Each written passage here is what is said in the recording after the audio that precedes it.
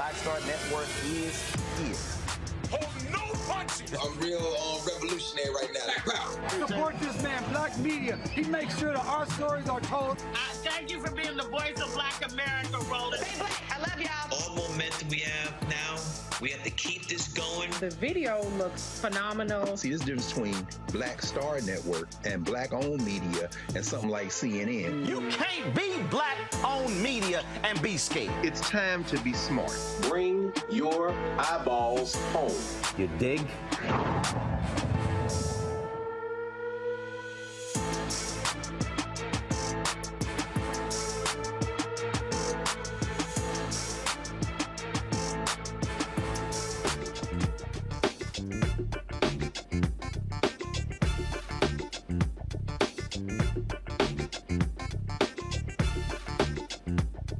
Mm-hmm.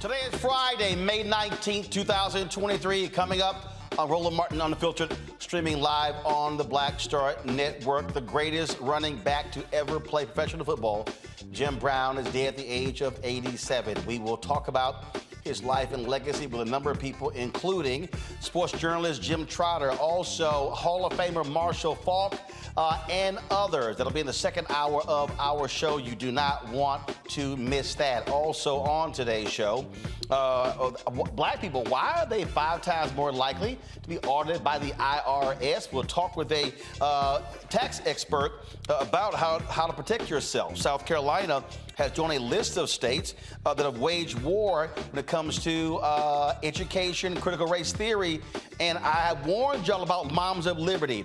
And so Michael Harriot has a 4-part series on the route where he talks about what these folks are doing that's literally destroying black education in South Carolina. You don't want to miss that conversation, folks. It is time to bring the funk on Roland Martin Unfiltered on the Black Star Network. Let's go. He's got it. Whatever the miss, he's on it. Whatever it is, he's got the scoop, the fact, the find. And when it breaks, he's right on time and it's rolling. Best believe he's knowing. Putting it down from sports to news to politics.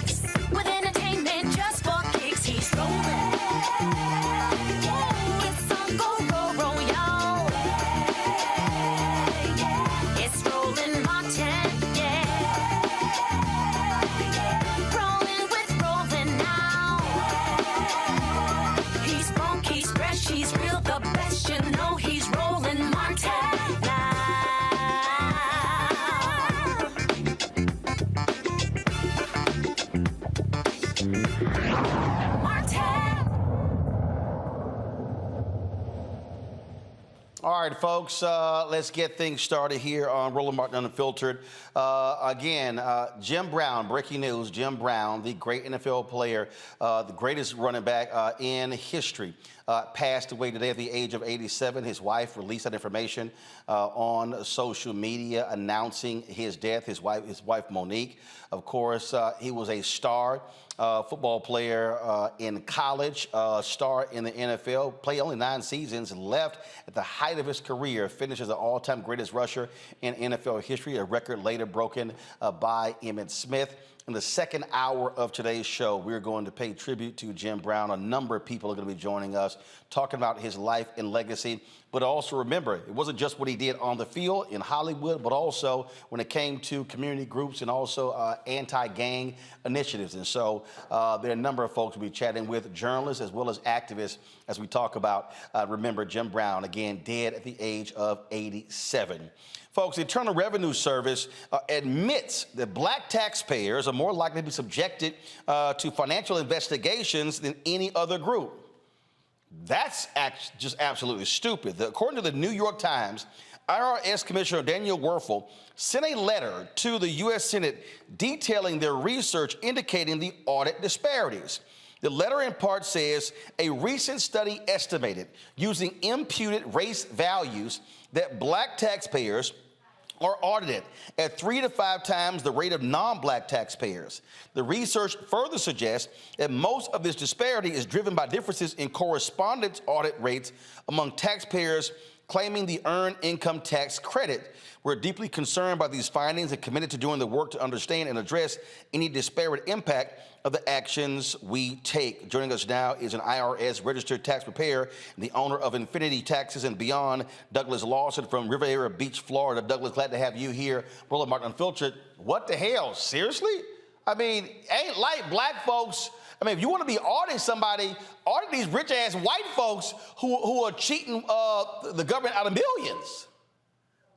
Brother Roland, I appreciate the time. It's always a pleasure to be here. I had a conversation with my buddy yesterday when this was posted, and his first response to me, the sky is blue and water is wet. It's happening. It's continuing to happen. And because they found out that it's actually disparity at 5 times the amount of non-black taxpayers are being audited, it's ridiculous. So when we have 5 times the amount of our black folks that are being audited by the IRS and the disparities that are currently set, we have to understand that the system is working exactly how it was created to work. It's not broken. It was created against our communities, and we have to be very intentional about it. So I really want to thank, our representatives that sent out letters to investigate this. Representative Bill Pascrell from New Jersey, he said, I need to find out about what's going on because this is disgraceful and must end. So thank you, Representative Bill Pascrell, for standing up for our community and fighting this injustice that was set forth against our community. So they're claiming this is tied to the Earned Income Tax Credit.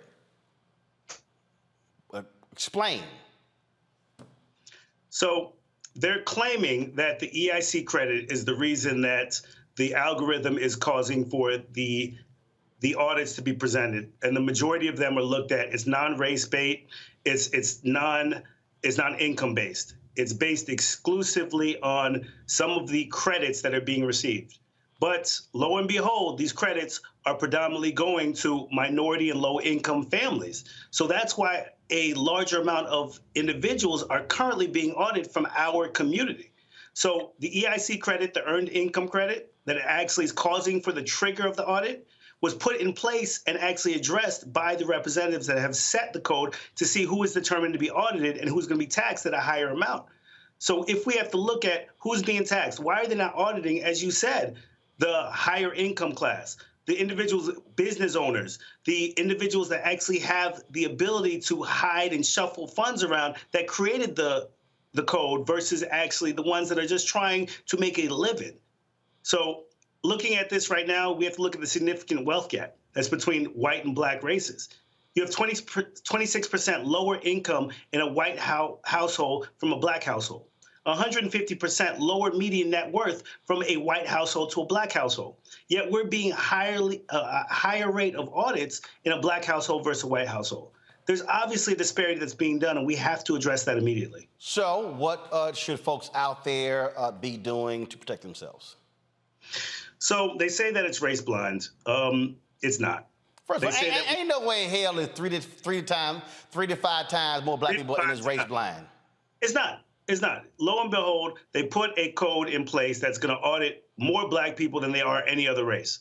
So it's not economic neutral. It's not race neutral. It is based upon a randomization. And that's the only way that we can genuinely actually audit clients properly, that we can do the proper taxes across the board. They're taxing us at a higher rate.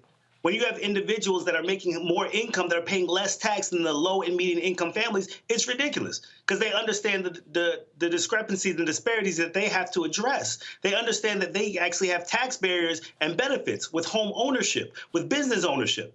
So this is not being taught to our families, but we're actually being audited at a higher rate and then actually having to pay back taxes because we're trying to take some of the credits that they've put in place for the upper class, for the individuals that create this code. Right, and that's the point that I make. It was not created for us. It was created for them. Listen, I say it all the time. I serve on the city council in my city. And the reason I started to serve this community is because I saw the systemic racism that was created. And if we don't have a seat at the table, we cannot change these laws. So it doesn't matter white, black, Hispanic, Asian. When you're at the table and you're making decisions, you have to fight for us. Again, I'm going to thank Democratic representative from New Jersey because he fought for us. He said this is disgraceful. Any individual that's sitting at the table, you have to be a decision maker. So as a tax provider, as somebody that's actually providing this code and also being a policymaker in my city, I understand that if we're not at the table, we are going to be on the menu. Well, this is, absolutely crazy. But look, we know what it means to be black in America. It hasn't changed. And as my buddy said, Olu told me, water's wet, sky is blue. Nothing's changed. This is who we are, but we have to continue to fight for what is right. So random audits is what we have to truly do. Do not base it upon any code that directly disparages our community. Base it upon a randomization where 1 through 6, they're picking number 4. Whatever it takes to not address the concerns that we have that's causing for us to be segregated, causing for us to be repressed, causing for us to be put into a position where we're discriminated against. Absolutely. Douglas, we appreciate it, man. Thanks a lot. Brother Roland, I appreciate the time as always. Thank you. All right, folks. We'll be back on Roland Martin Unfiltered on the Black Star Network. Don't forget, folks, if you're watching on YouTube, hit the like button. You're commenting, hit the like button before you start commenting. Also, download our app, Black Star Network app, Apple phone, Android phone, Apple TV, Android TV, Roku, Amazon Fire TV, Xbox One, Samsung Smart TV. You can also join our Bring the Funk fan club. Your dollars make it possible for us to do what we do. So send your check and money orders to P.O. Box 57196, Washington, D.C., 20037-0196. Cash App, $RM Unfiltered. PayPal, R Martin Unfiltered. Venmo is RM Unfiltered. Zelle, Roland at RolandSMartin.com. Roland at RolandMartinUnfiltered.com. We'll be right back. Hatred on the streets, a horrific scene, a white nationalist rally that descended into deadly violence. White people are losing their damn minds. As an angry pro-Trump mob storms the U.S. Capitol, we've seen We're about to see the rise of what I call white minority resistance. We have seen white folks in this country who simply cannot tolerate black folks voting. I think what we're seeing is the inevitable result of violent denial. This is part of American history. Every time that people of color have made progress, whether real or symbolic, there has been what Carol Anderson at Emory University calls white rage as a backlash. This is the rise of the Proud Boys and the Boogaloo Boys. America, there's going to be more of this. Here's all the Proud Boys, guys. This country is getting increasingly racist in its behaviors and its attitudes because of the fear of white people. The fear that they're taking our jobs, they're taking our resources, they're taking our women. This is white fear.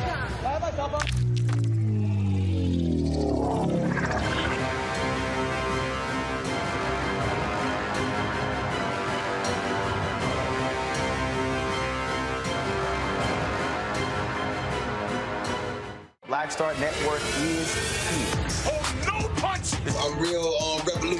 right now. Thank you for being the voice of Black America. All momentum we have now, we have to keep this going. The video looks phenomenal. See, this difference between Black Star Network and Black-owned media and something like CNN. You can't be Black-owned media and be scared. It's time to be smart. Bring your eyeballs home. You dig?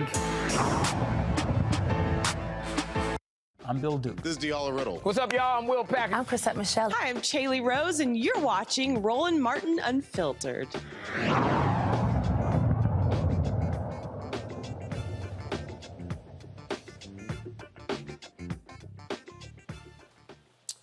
All right, folks, let's bring in our Friday panel. Glad to have them here.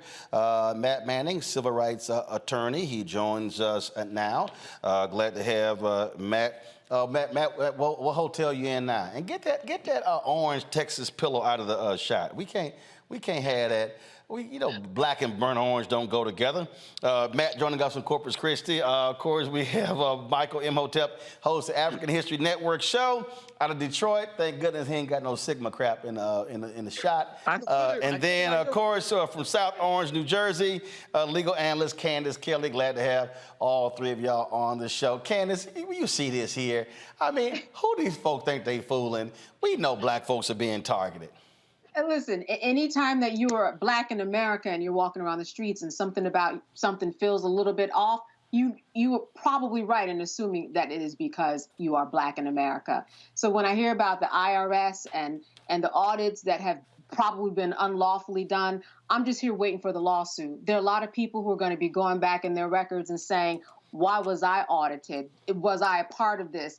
And you know that there's a discrimination lawsuit going. And let me tell you, when we talk about the IRS, we are talking about mental anguish and distress. And I'm sure that there's going to be some type of distress part of the lawsuit that's going to be a big part of it. Because anybody who knows when the IRS is on your back, it is stressful. It is stressful. So I expect a lawsuit to be coming.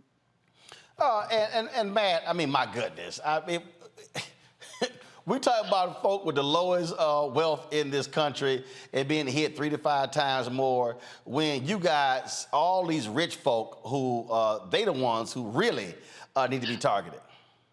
Yeah, I don't think that's wrong at all. And I think what's especially insidious about this is the idea that when you look at the earned income tax credit, what you're talking about is people below a certain median, home ownership, or rather home asset value, right? Or assets in their home. So that means to me that there's an implication that these people are people who are allegedly defrauding the IRS, right?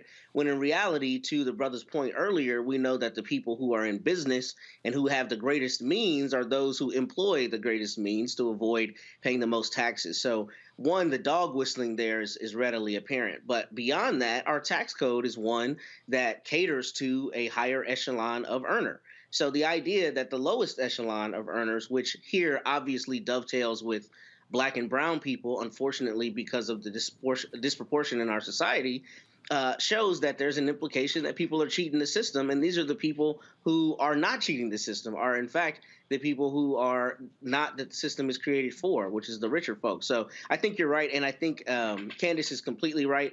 I am interested in what the standing issue will look like regarding taxpayers. But for the IRS to come out and say this is pretty extraordinary. But I bet you it's been going on for many, many years at this point. No doubt, Michael. Yeah, Roland, this is not surprising. What I want to know is, what does this equate to in total dollar amounts that African Americans have to pay as a result of being audited? Like owing more to the IRS, what is that total amount nationwide? And then also it's important, so this deals with systemic racism, as we all know, except for Black conservatives. It's also important to note that African Americans pay 13% more in property taxes each year as well. And this is documented. There was a article Washington Post had in July 2020 that talks about this as well. And property taxes from 118 million households across the country were reviewed, and they found this as well. So This is something that has to be corrected. In the article from the New York Times, they talk about the algorithms, but we also see that there can be systemic racism in these algorithms as well. So this has to be fixed. Indeed, it has to be fixed, and hopefully it gets done. Folks, today in Harlem, family and friends gathered to pay their respects to Jordan Neely, the black man who was choked to death on a New York subway train station by Daniel Penny. Reverend Al Sharpton actually preached a eulogy at today's funeral. Of course, he was killed on May 1st. And Peria has subsequently been arrested, a former Marine, been arrested for second-degree manslaughter, where he was released on a $100,000 bail. Now, Penny claims he stepped in to protect himself and other subway passengers from Neely. Now, Penny's next court date is scheduled for July 17th. You've heard a lot of folks, again, sharing their thoughts and reflections on Jordan Neely. He often was someone who was on New York subways dancing as he was a Michael Jackson impersonator. And, you know, look, he had his issues, but he was an unhoused man. And again, everyone knows there's no reason in the world that this man should be dead as a result. Again, at today's funeral, Reverend Al Sharpton preached the eulogy of Jordan Neely today. Here is some of what he said.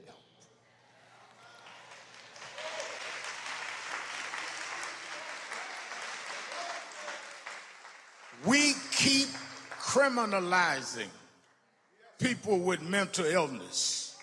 People keep criminalizing people that need help. They don't need abuse, they need help. I want to know who called the order that it was all right for this man to choke this brother to death and go home and sleep in his bed.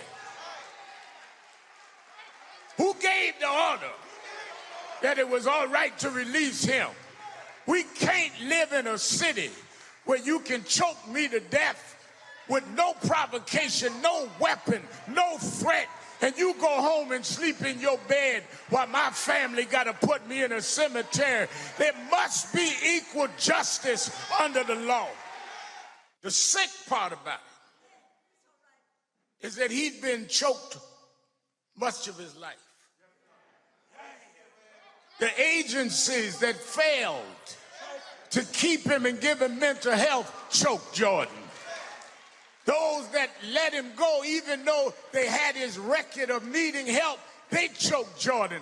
The city agencies choked Jordan. He'd been choked most of his adult life. He's an example of how you're choking the homeless, how you're choking the mentally ill, how you're choking all over this city.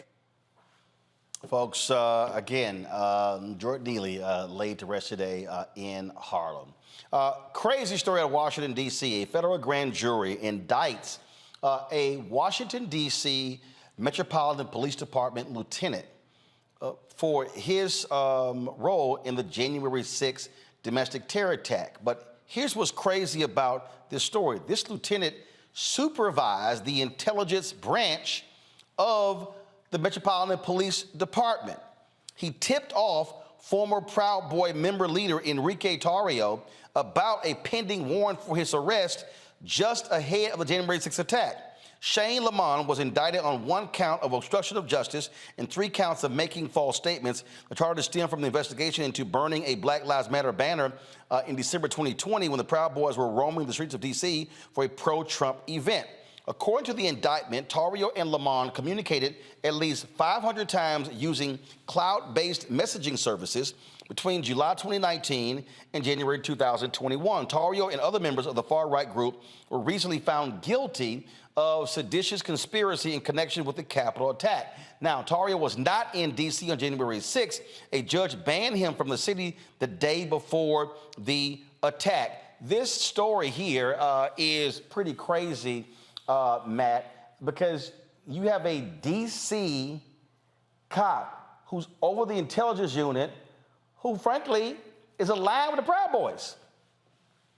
Yeah, And this is a situation where when the federal judge sentences this gentleman, he's going to be sentenced with all of the force of the law, as he should be, because what makes this particularly problematic is not only that he was in a position of power, in a position of authority, and not only that the conduct itself is seditious, but the idea that he would be contacting and communicating with somebody over 500 times using a clandestine system to feed information is terrifying, because it begs the question, how much information was given? How much did he facilitate? And right now he may be looking at the least of the charges that ultimately come.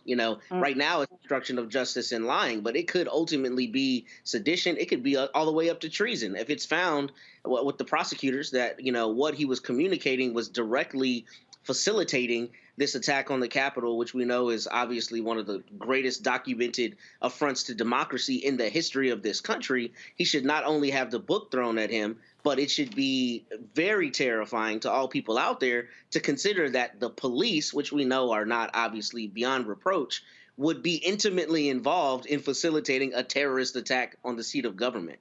That is a crazy thing to say, and that's what we're seeing here. Apparently. Candace here, go to my iPad. Lamont worked as the supervisor of the intelligence branch of MPD's Homeland Security Bureau.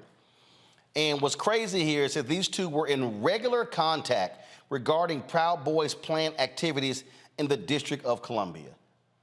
And these and all of these Republicans want us to believe that you don't have law enforcement aligned with these white supremacists. And then this guy Lamont actually told people, well, because Tario and others were Hispanic, they were not racist. And that's the ridiculous part about it. You have hundreds of texts filled with communication telling the Proud Boys where protesters are, people who would be against them. Now, the Proud Boys say, well, they told us that information so that we would stay away. Proud Boys are not known for going away from things that are going wrong or things that, protesters. They go to the action, and that's what was going on here, and that's why he was fired. Someone in his position, a position of power like that, someone who was supposed to be doing something opposite than what he did, this is why, as was spoken on the panel already, this is why he's going down. He is going to have the book thrown at him. It's not going to be just this. It's going to be more, because they're going to see a connecting of the dots as to the information that was given to the Proud Boys and how they disseminated themselves amongst the crowd, amongst the people, in order to carry out violent acts. If you go online right now, you will see several videos of the Proud Boys hitting other people, slamming other people down, and then the police just saying, you need to go on your way. That would never happen. If it was anybody, black, woman, or man, no one would ever get away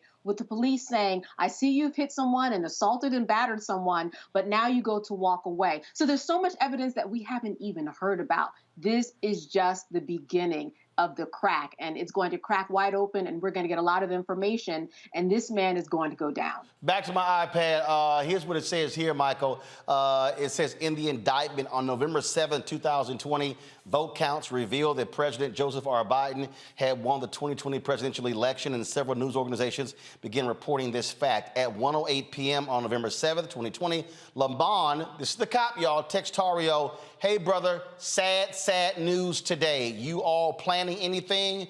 Tario responded, yep. At 2:10 p.m. on November 7th, using Telegram, that's an encrypted app, Lamont told Tario that need to switch to encrypted. Alerts are being sent out to LE law enforcement that social media website accounts belonging to your people are talking about mobilizing and, quote, taking back the country, getting people spun up, just giving you a heads up. At 2:14 p.m. on November 7th, 2020, using Telegram, Tario sent Lamont an audio message.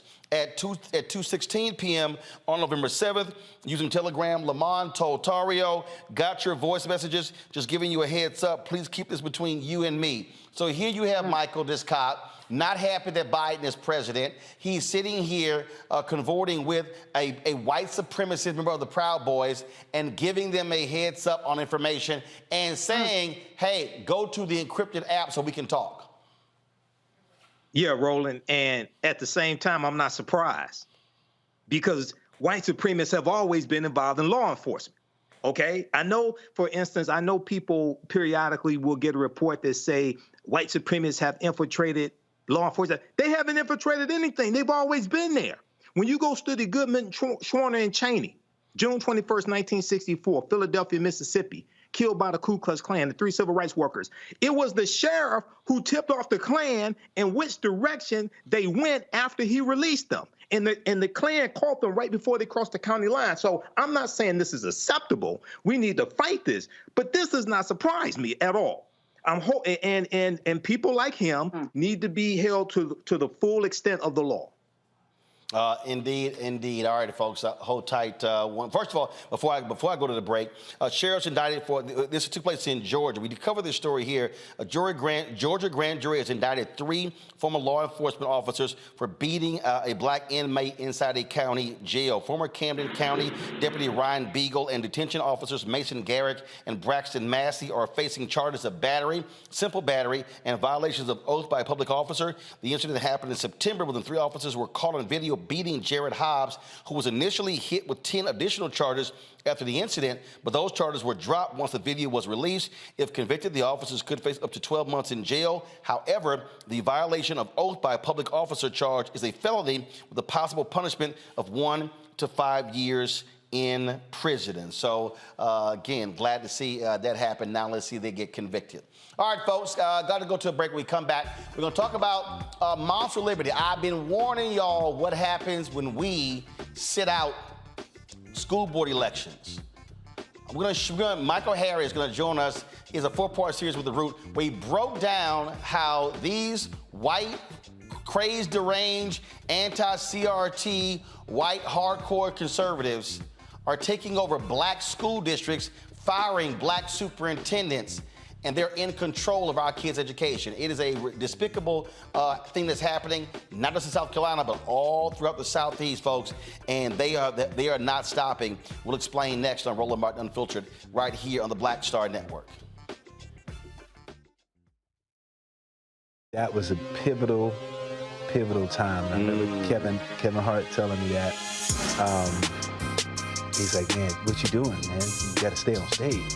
And I was like, yeah, well, I'm young, thinking, I'm good. And he was absolutely right. What show did you have at the time? This was one-on-one. Got it. During that time. So you're doing one-on-one, going great, you making money, you like... I'm like, I don't need to leave. I don't need to leave from, Wednesday, Thursday to Sunday. I didn't want to do that. It was just like, I'm going to stay here. Or I didn't want to finish work Friday, fly out, go do a gig Saturday, Sunday. I was like, I don't have to do that. And I lost a little bit of that hunger that I had in New York. I would hit all the clubs, run around. Sometimes me and Chappelle or me and this one or that one, we'd go to the Comedy Cellar at 1 in the morning. And that was our life. We loved it. You do 2 shows in Manhattan, go to Brooklyn, leave Brooklyn, go to Queens, go to Jersey. And I got complacent. I was like, I got this money, I'm good. I don't need to go chase that, because that money wasn't at the same level that I was making, but what I was missing was that training. Yes. Was that. And it wasn't the money. It was the money. It was that's what I needed.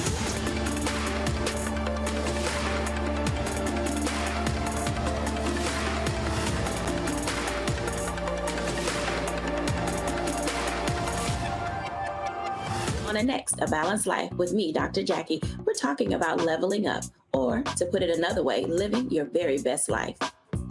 How to take a bold step forward that'll rock your world. Leveling up is different for everybody. I think we fall into this trap, which often gets us stuck because we're looking at someone else's level up journey, what leveling up means to them.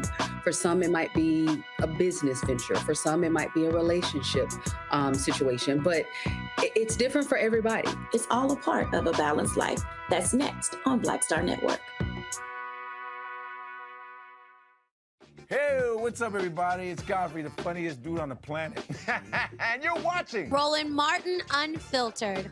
Ow.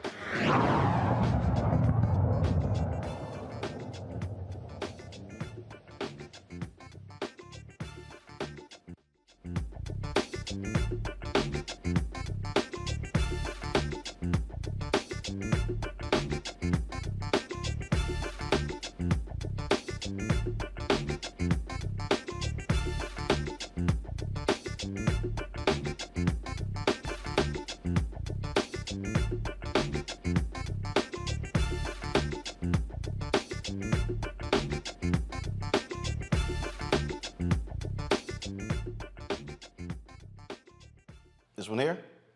All right, let's go. All right, folks, you might remember me warning you about this group called Moms for Liberty. We had one of those crazy nutcases on the show. What was that woman's name? Keisha King? Absolutely nutcase. And they were, of course, attacking critical race theory.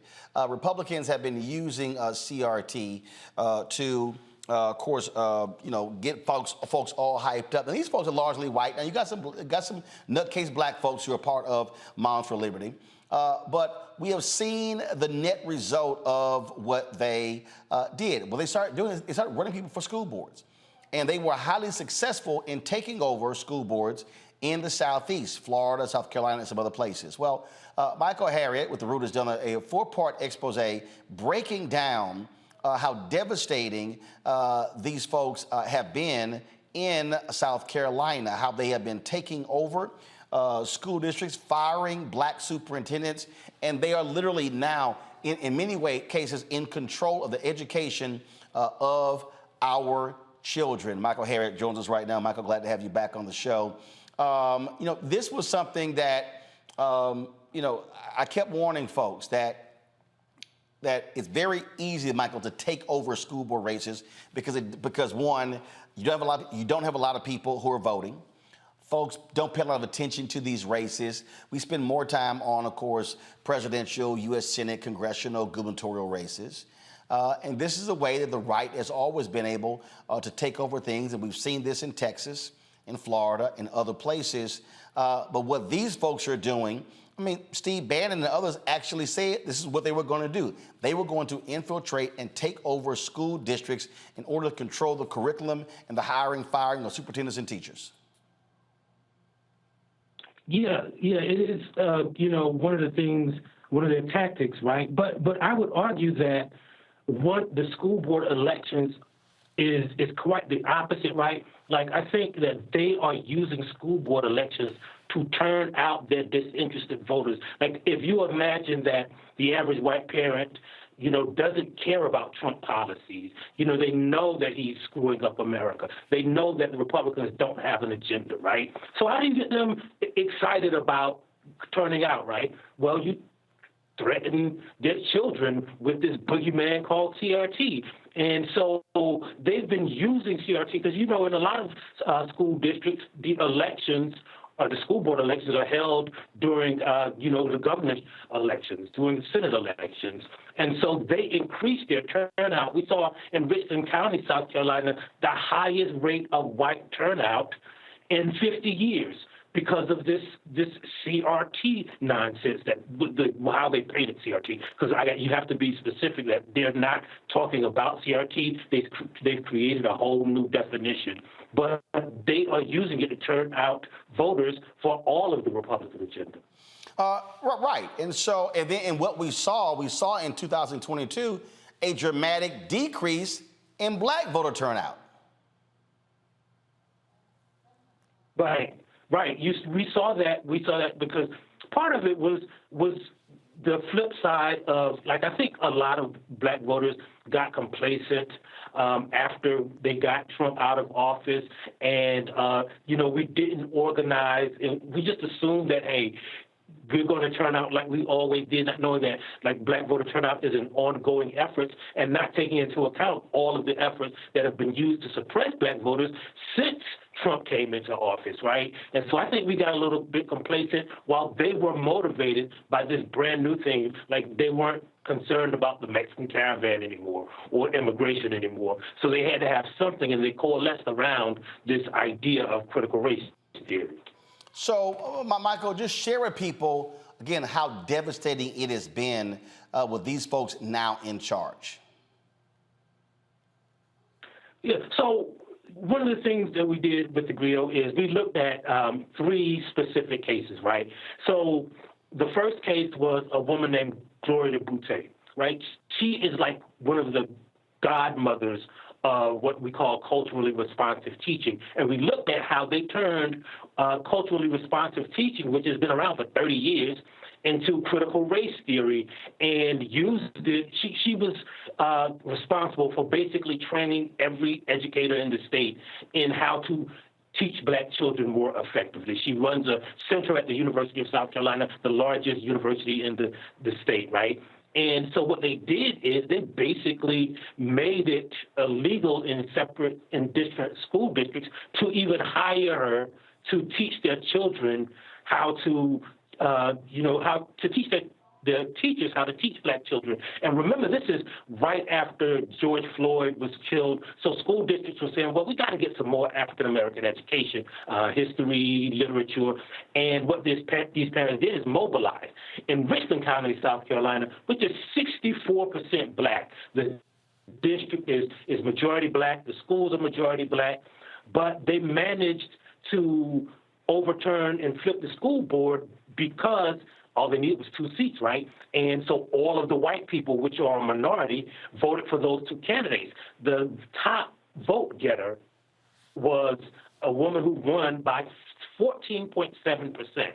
So if all of the white people vote for those conservative candidates and they split the black vote amongst the other 11 people running for office, then the white people can affect elections with their small minority of voters. And as soon as they did it, they kicked out the superintendent of that district had been awarded by every educational association that year, in the past 2 years, as superintendent of the year, nationally, locally, statewide. Like, he had a wall full of awards. They kicked him out. In Berkeley, South Carolina, Berkeley County, South Carolina, the black superintendent was the first black superintendent. He had worked for that district for 21 years. They took over the school board. They flipped the school board by changing the state law, putting all of the black school board representatives up for election, eliminating one of the districts, and again, using that small minority, they elected an all-white school board, kicked out the guy. And then what they're doing is they're paying these people huge severance packages, but you got to remember, these are majority black places, so the black people are paying for these problems to go away while the white people are doing it and reducing the education, the history, the culture of black people in the education system. Michael, hold tight 1 second. I got to go to a break. We come back. We're going to continue to have this conversation and bring in our panel as well. Folks, trust me, this is their strategy, and they want to do this in school board elections this year. They want to do it in 2024. So don't think this is sort of a one-off. This is real. You're watching Roland Martin Unfiltered on the Black Star Network. Folks on YouTube, hit that like button, y'all. We should be way over 1,000 likes. Should be easily at 2,000 by now. Download our app, of course, download our app, Black Star Network app. Apple phone, Android phone, Apple TV, Android TV, Roku, Amazon Fire TV, Xbox One, Samsung Smart TV. You can also, of course, support us by joining our Bring the Funk fan club. Send your dollars to money orders, check money orders, P.O. Box 57196, Washington, D.C. 20037-0196. Cash App, $RM Unfiltered. PayPal, R Martin Unfiltered. Venmo is RM Unfiltered. Zelle, Roland at RolandSMartin.com. Roland at RolandMartinUnfiltered.com. Be sure to get a copy of my book, White Fear, How the Browning of America is Making White Folks Lose Their Minds. Available bookstores nationwide, Amazon, Barnes & Noble, Target, Books A Million. Download your copy on Audible. We'll be right back. When you talk about blackness and what happens in black culture, we're about covering these things that matter to us, speaking to our issues and concerns. This is a genuine people-powered movement. There's a lot of stuff that we're not getting. You get it, and you spread the word. We wish to plead our own cause. Too long have others spoken for us. We cannot tell our own story if we can't pay for it. This is about covering us. Invest in black-owned media. Your dollars matter. We don't have to keep asking them to cover our stuff. So please support us in what we do, folks.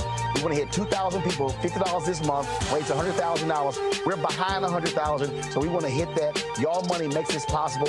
Check some money orders. Go to P.O. Box 57196, Washington, D.C. 20037-0196. The Cash App is $RM Unfiltered. PayPal is R Martin Unfiltered. Venmo is RM Unfiltered. Zelle is Roland at RolandSMartin.com. Next, right here on The Frequency, the woman they call the Gifted Eye, hip-hop celebrity photographer Corey Toy Soldier. She's the master storyteller that captured the history of hip-hop through the lens of her camera. Tupac comes out, the next thing you know, you didn't know who they were at first. You just seen all these dudes just come rushing the stage.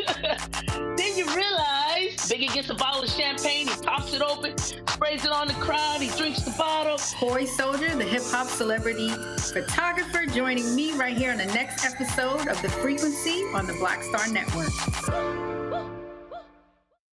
What's up, what's up? I'm Dr. Ricky Dillard, the choir master. Hey, yo, Peace World, what's going on? It's the Love King of R&B, Raheem Devon, and you're watching Roland Martin, Unfiltered.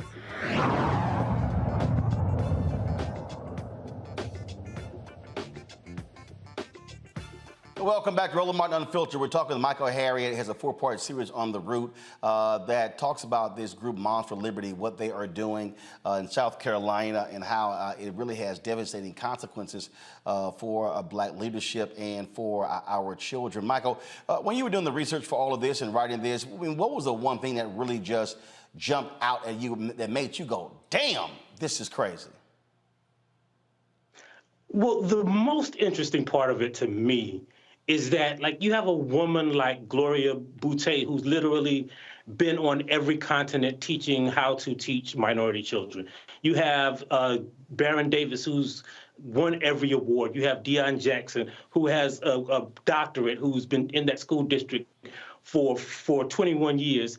And then they are battling just random, uneducated white people. Like the woman, Sherry Few, who led the effort in Kershaw County against Boutte, like she doesn't even have a college degree. Like she is just uneducated. The women all over the country who are starting this movement, the woman in Berkeley County doesn't even have a child in Berkeley County schools. The president of Berkeley County Moms for Liberty, the woman in Richland County, she doesn't have a degree in education. Even the guy who started this whole thing, Christopher Rufo, right, who said he was quite intentionally redefining critical race theory as everything that white people hate. He doesn't have any education, experience, or training in education. And that's the crazy thing. Like, you have, like, the most excellent Black people going up against white people who just believe things, who've never studied critical race theory, who've never studied education, who've never even studied, who don't even have a tie to the education system in their district. Wow. And again, for them, this is not about education. It's about political power. It's about control. And it is about putting Black folks in their place. Let's open up for my panel. Questions from my panel. Candace, Kelly, you first. You know, so Moms for Liberty, they have chapters all over, and they're recruiting people heavily.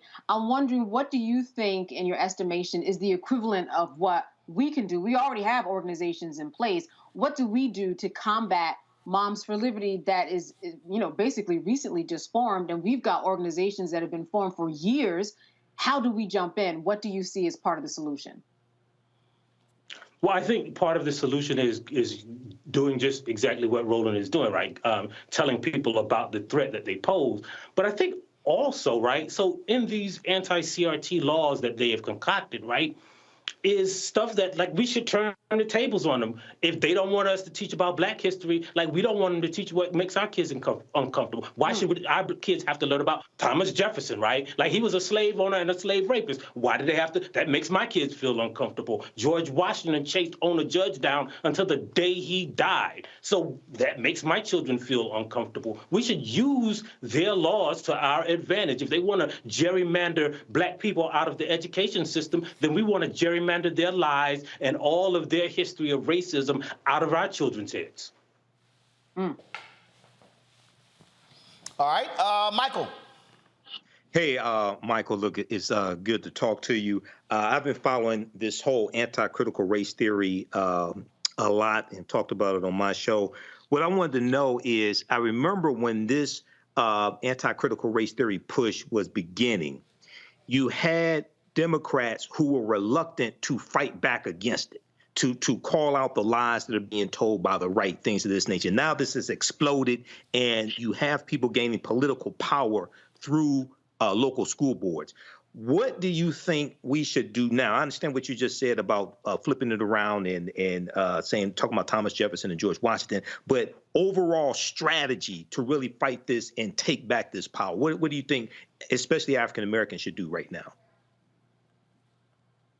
Well, first of all, we have to fight it from the inside. We have to fight it with our individual teachers, right? Like, because one of the things that people don't realize is, like, if there were people, superintendents and school board members who wanted to teach critical race theory, like, school boards don't really control the curriculum, right? So what we have to do is fight at the state level to make sure our history is included in our curriculum. What we have to do is fight at the school board level to make sure that the people who attend those meetings aren't spreading these lies. And what we have to do, most importantly, is recognize that, like, the history of the school board, the people who are running for school board and their candidates, we should know about those candidates as much as we know about the people who are running for governor and president and secretary of state, because those are the people who, like, for instance, in Richland County, they ran this black conservative, right? So they got some white people, all the white people to vote for her, but a few black people saw, ooh, there's Lakeisha up here, so we're gonna vote for her, not knowing that she was endorsed. Looks like we lost Michael's feed there. So if y'all can get Michael back, so we can finish the interview. I mean, the thing here, Michael, Candace, and Matt, is, again, these people are organized, they're mobilized. There's a very clear and specific strategy. And what they've done is they've caught folks slipping, Matt, in areas that people don't pay attention to. And I've spent a lot of time over the years, not just Roland Martin Unfiltered, but when I was at TV one time during a morning show, saying, folks, do not fall asleep on these school board races. Yeah, I think you're exactly right. And not only that, what they're doing is leveraging, nebulous terms like liberty and freedom to galvanize support among people who are also not going to apply the critical thought to see what is in fact being protested. That's what makes this so much more dangerous. Is not only that you're attacking down ballot races that people don't know as much information about and therefore are not as invested in, but beyond that, people, see freedom, they see liberty, they see, words of these nature, and may be behind something that they wouldn't ultimately be behind if they thought more critically about it. And I think, this conversation is so crucially important because we've talked about it on this show ad nauseum. Most people have no idea what critical race theory actually is. They leverage the dog whistle because they hear the word race and think, oh, I don't want my kids being taught all this black stuff that makes me feel bad to be a white person. That's ultimately what it comes from. And that problem, if you don't have it countered with people who are running actively, of our people, who are running actively for the school boards, then you get them stacked with people who not only have no education, but have no real desire to imbue the kids with the actual truth. We're going to have generations of people who have no idea what their actual history is because their teachers are prevented from being taught it because some angry mom thinks that it's, comports with liberty to keep that from her children. So that's the problem to me, is the reverberation effects. And what you're dealing here, Michael, is real simple. And that is, it is about power and control. Absolutely. That's what I was going to say. That's one of my notes, Roland. We have to stop telling African Americans to vote for exercise. You don't vote to exercise your right to vote. You vote for power. This is about power acquisition. And what Stephen K. Bannon and others have taught these white conservatives is that the road to political power in America is through local school boards. And what happened was they tapped into the frustration that a lot of these white people had with COVID-19 restrictions, where their children having to wear masks in school, things of this nature. They went from that to this creating this boogeyman of critical race theory that, as Matt and others have said, most of these conservatives can't define what it is.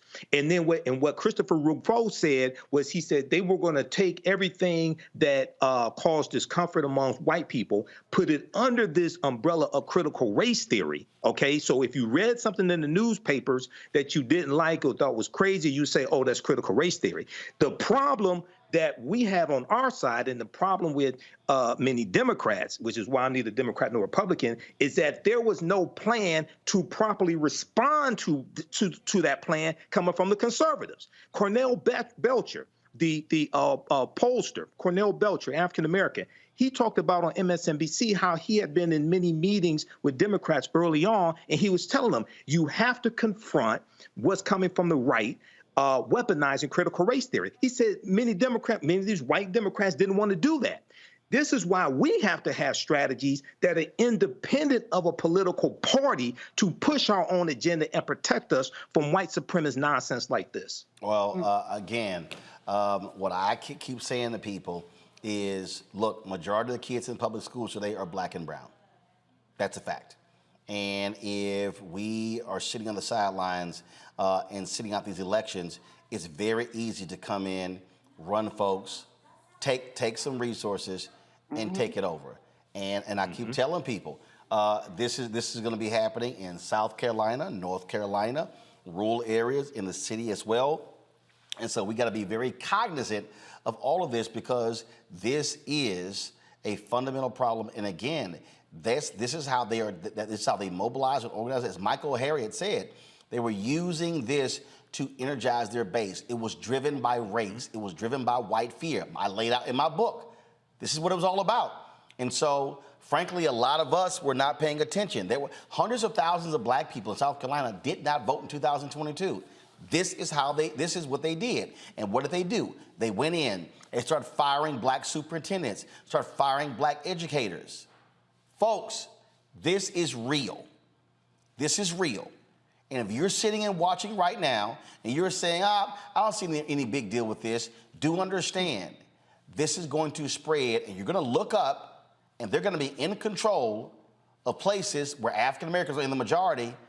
And we frankly can't blame anybody but ourselves when we're not doing our part to stop them. When we come back, Jim Brown, the greatest player to ever play running back. Some say he's the greatest football player ever. Got to the age of 87, but his legacy wasn't just about football. It was also in Hollywood. It was also in civil rights. It was also in anti-gang work. We will discuss his life and legacy next, right here on Roland Martin Unfiltered on the Black Star Network.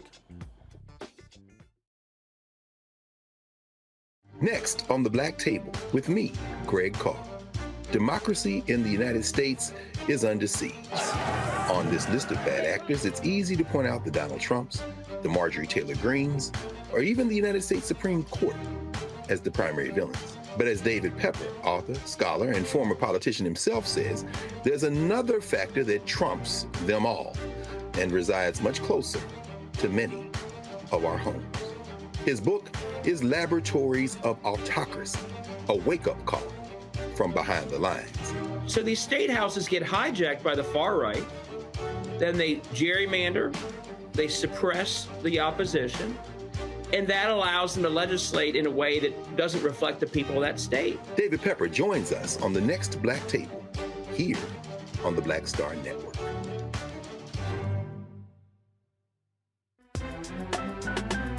I'm Faraji Muhammad, live from LA.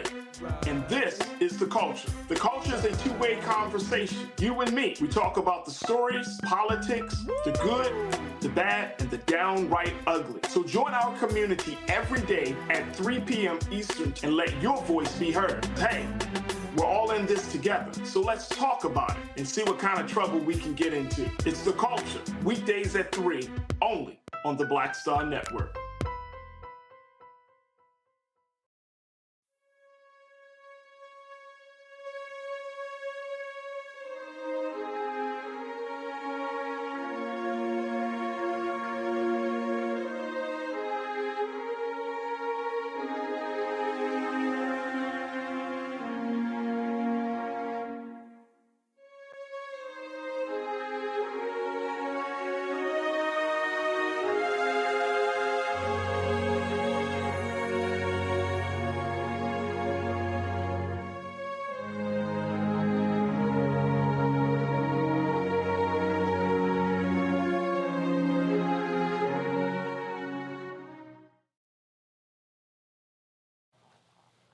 He starred at Syracuse University, should have won the Heisman Trophy, but racism prevented him from doing so. Jim Brown goes to the NFL, becomes a 3-time MVP, was a 1964 NFL champion, 9-time Pro Bowler, 8-time first-team All-Pro, elected to the Pro Football Hall of Fame class in 1971, named to the NFL 100 all-time team. He is considered the greatest running back to ever play the game. Folks, he played 9 seasons, retired at the top of his game, finished as the NFL career rushing leader, a record that was later broken by Emmitt Smith.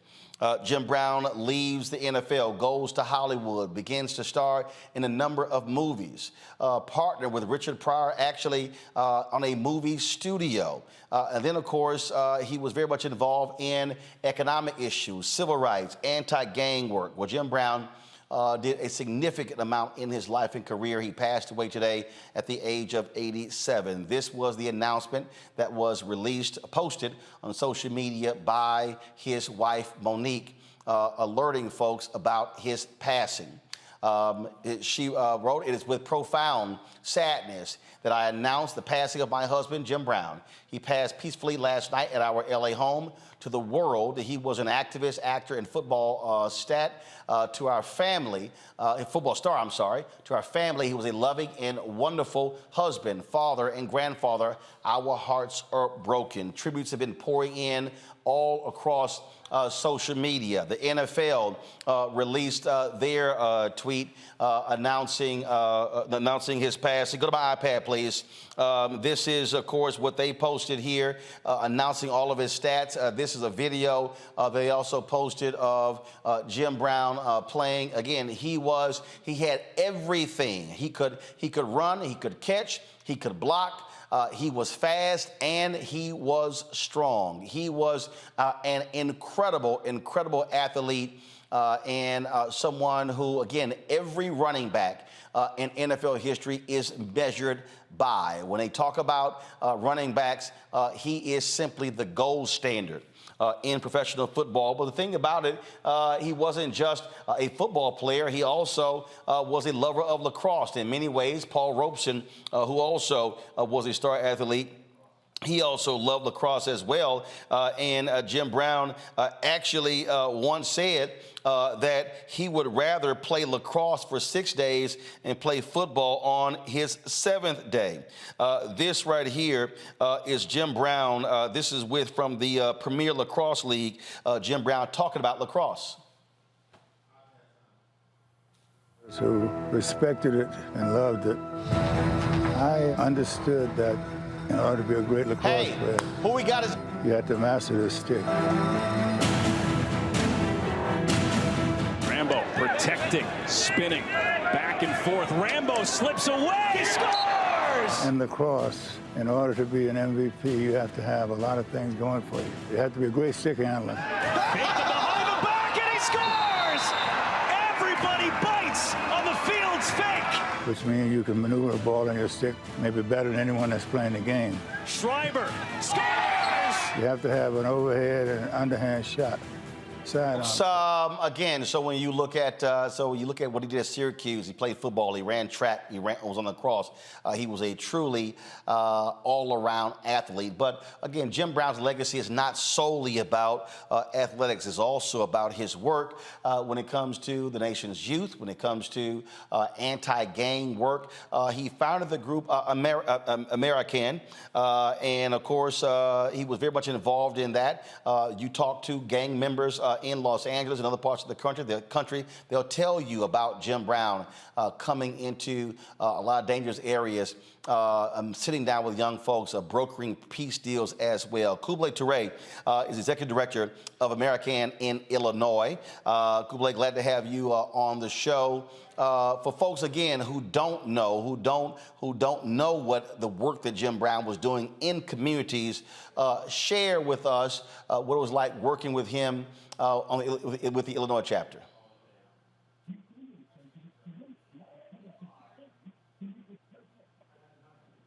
All right, Toure, are you there? All right, are you there? Can you hear me?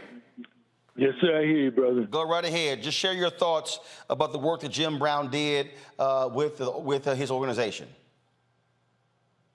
Jim Brown program, brother, started here in Chicago after the death of my son got killed in 1991.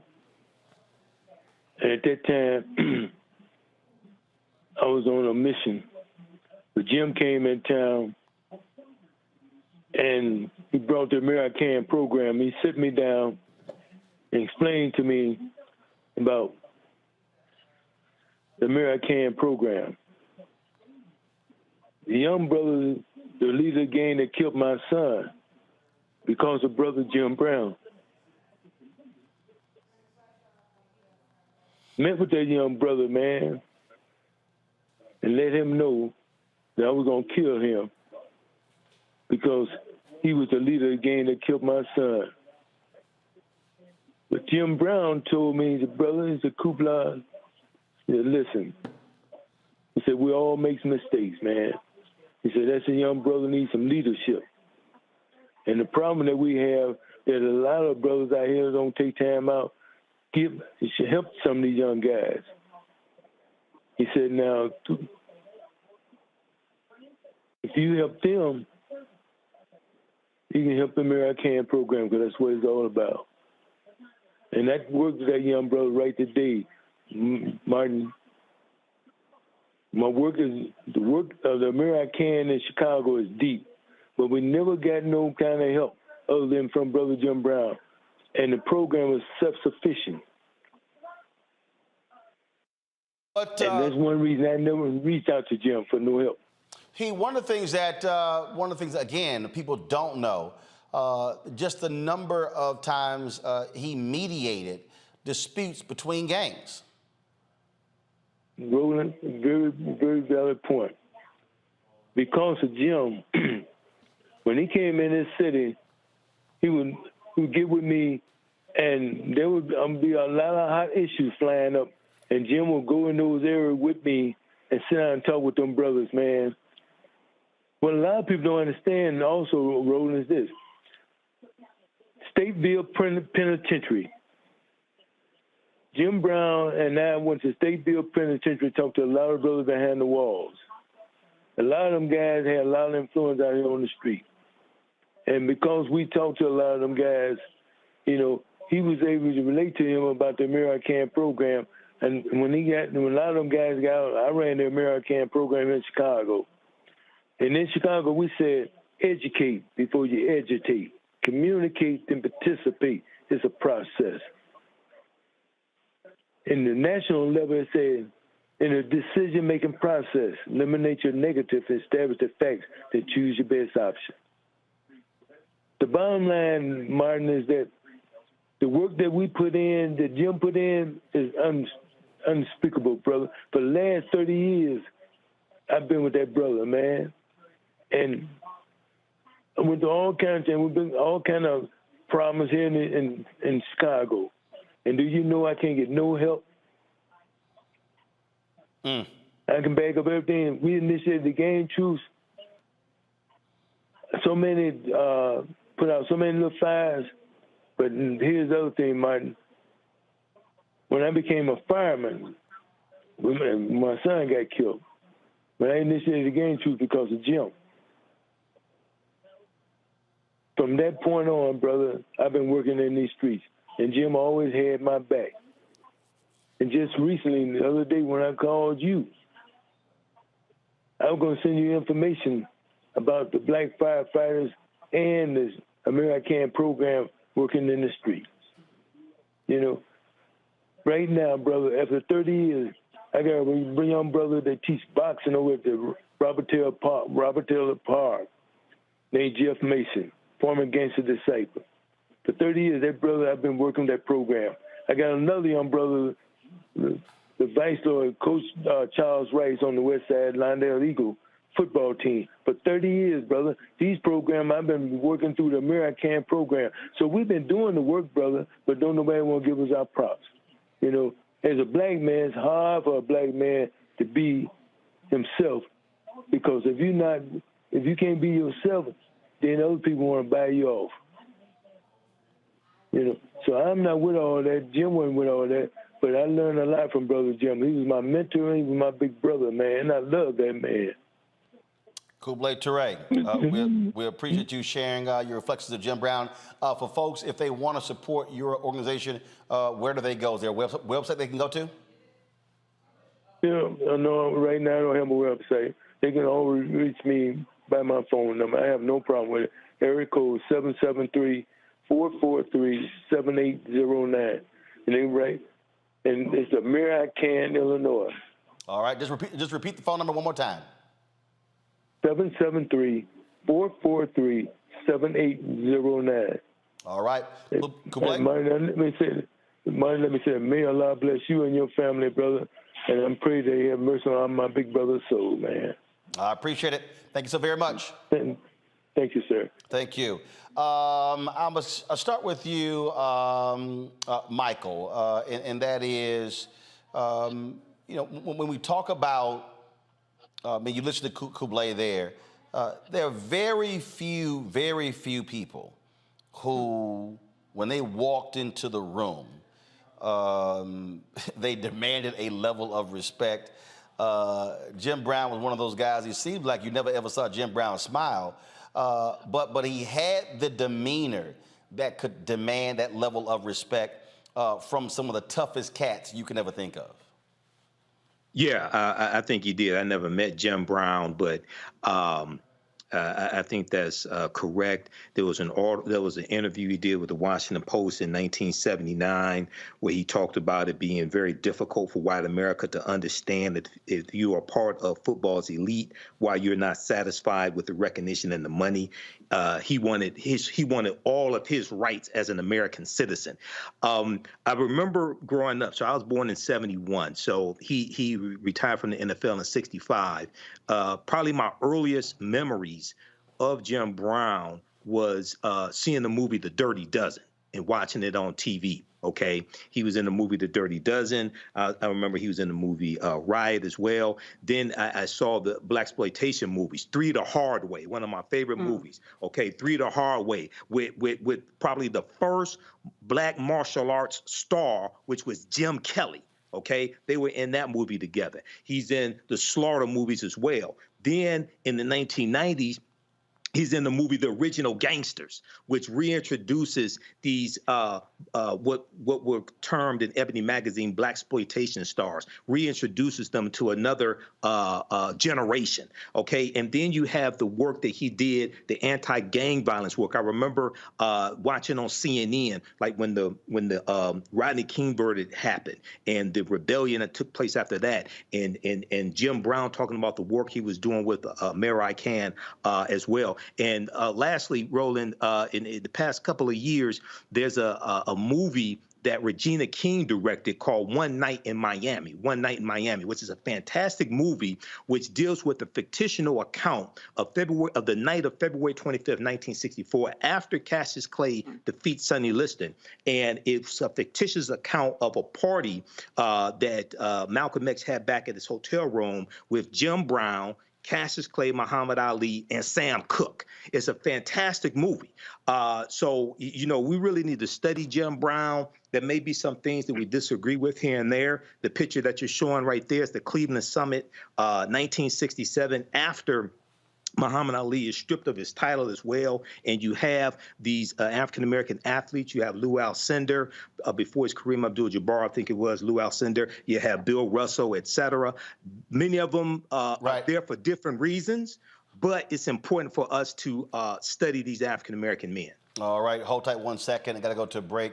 And of course, in that photo, you saw Jim Brown and Bill Russell. We lost Bill Russell earlier this year. Reverend Jesse Jackson Sr. alluded to that. I'll read his statement when we come back. Folks, you're watching Roland Martin Unfiltered as we pay tribute to the legendary Jim Brown, who died last night at the age of 87. You're watching the Black Star Network.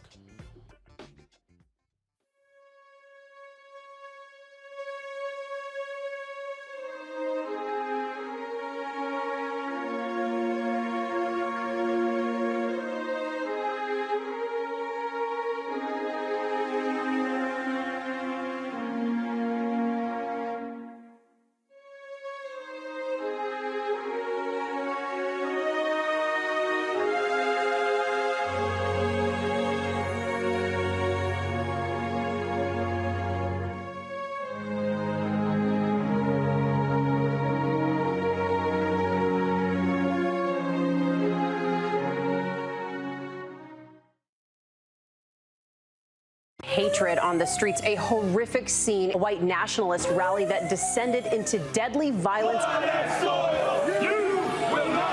White people are losing their damn minds. As an angry pro-Trump mob storms the U.S. Capitol, We're about to see the rise of what I call white minority resistance. We have seen white folks in this country who simply cannot tolerate black folks voting. I think what we're seeing is the inevitable result of violent denial. This is part of American history. Every time that people of color have made progress, whether real or symbolic, there has been what Carol Anderson at Emory University calls white rage as a backlash. This is the rise of the Proud Boys and the Boogaloo Boys. America, there's going to be more of this. Here's all the Proud Boys, guys. This country is getting increasingly racist in its behaviors and its attitudes because of the fear of white people. The fear that they're taking our jobs, they're taking our resources, they're taking our women. This is white fear.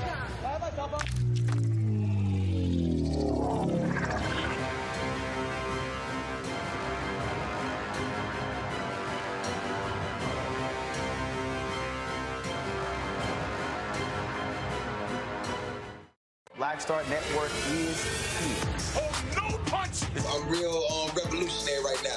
Thank you for being the voice of Black America. All momentum we have now, we have to keep this going. The video looks phenomenal. See, there's a difference between Black Star Network and black-owned media and something like CNN. You can't be black-owned media and be scared. It's time to be smart. Bring your eyeballs home. You dig?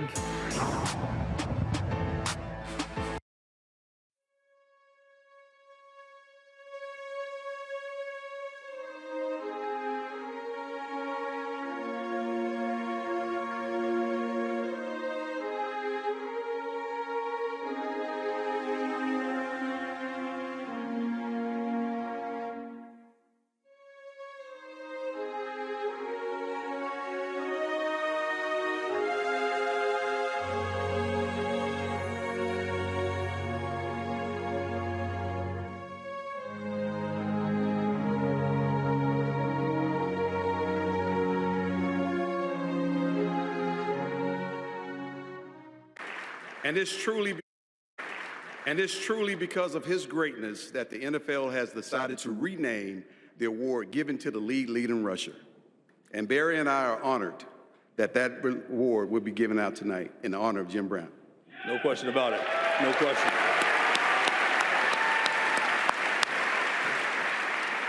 Now, please give it up for the first Jim Brown Award winner, Josh Jacobs of the Las Vegas Raiders. And that was, of course, Jim Brown right there, folks. Go back to it. He was actually in attendance at the NFL honors there, sitting there with his wife, Monique. Again, passed away last night at the age of 87. Joining us right now is a longtime journalist who's now with The Athletic, Jim Trotter, who's covered the NFL for a number of years. Jim, glad to have you on the show. When you talk about NFL greats, we talk about greats in all areas. People throw around the phrases the GOAT, the GOAT, the GOAT. I think it's fair to say when you talk about a consensus of who is the greatest running back of all time, somebody probably would be high or drunk if they don't start with Jim Brown. Roland, I go one step further. I've always called Jim Brown the greatest football player, period, that I know of. Now, I was too young to see him play live, but in studying him and studying what he accomplished, those sorts of things, 8 rushing titles in 9 years, 9 Pro Bowls in 9 years, 3 league MVPs, the only non-quarterback to ever win 3 MVPs in NFL history. I could keep going on and on and on, but to me, Jim Brown was the greatest football player that I know of. If we go back to college, the reason that he's not a Heisman Trophy winner because of racism. There is no doubt he should have won the Heisman Trophy his senior year. What was it, Paul Hornick who won, who was like on a losing team? But again, it was absolute sports journalism racism that he never won the Heisman Trophy. And he set the standard, and he really began that trajectory of these great running backs coming through Syracuse. Well, here's the thing, too, though, Roland. He was not just a great football player. He was a great lacrosse player. And track. As well. Yes, you could make the case that Jim Brown was maybe the greatest athlete we've ever had, period. Now, I will throw one name out there. I would love to have that debate, Jim Brown, Paul Robeson. Okay, you could have that debate. But I'm saying when you are the best in every sport that you compete in, and we know he was the best, well, in my opinion, he was the best in football. In lacrosse, he was the best.